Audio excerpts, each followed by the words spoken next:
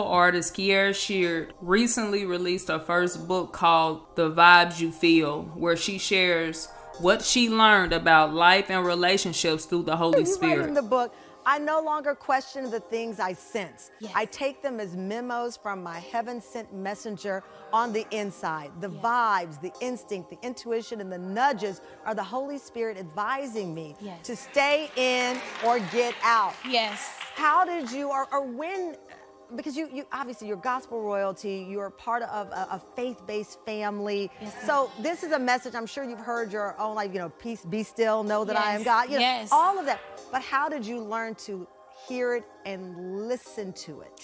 I learned it when I kept messing up.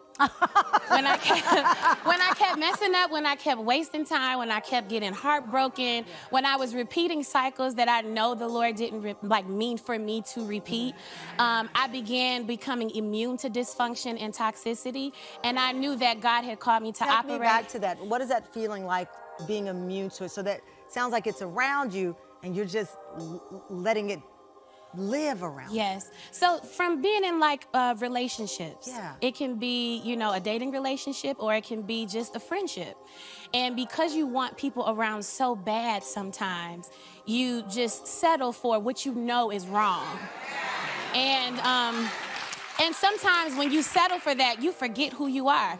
I've learned that as God's child, I have dominion, so I can speak certain things, And I've learned that. And then I've also learned, because at one point I was always playing victim. No, some of that was your fault. Because God was telling you the whole time, that ain't it. Get out of that. Let that go. I have something better. But I trusted myself more than I trusted God and what he was giving me. Right. And that was my problem. In addition to that, I began misplacing relationships. So misplacing relationships was more like, I would expect a friend out of a mentee. Yeah. That's your assignment. You're supposed to pour. You're supposed to make deposits. You won't get so many withdrawals. If you don't know, she got married a few years ago and recently announced that her and her husband are expecting their first child together. Now, one of the things that stood out to me was Kierra being transparent and how she learned through messing up. When you are following God and believing in him for a spouse, one of the things I've even learned is he is with you even in your mess ups. And he is so patient and will oftentimes allow you to keep messing up because he knows what it will take to get your attention. He knows what it will take for you to learn. And then she mentioned her dating struggle was settling simply because she didn't want to be alone. I think for many women, this is true. You can want a man so much that you settle and you keep yourself in these toxic relationships and environments. We all heard the saying, misery loves company. The same works for toxicity.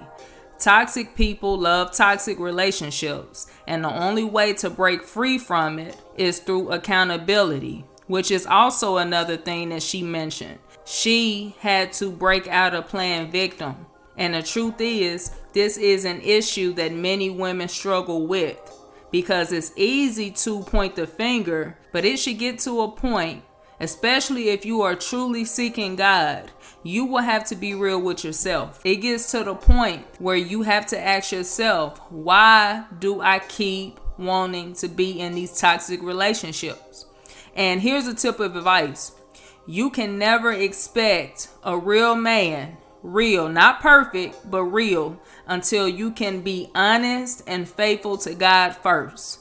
I know this may rub you the wrong way, but it's the truth. Because as women, we often think that we are good women and ready for relationships.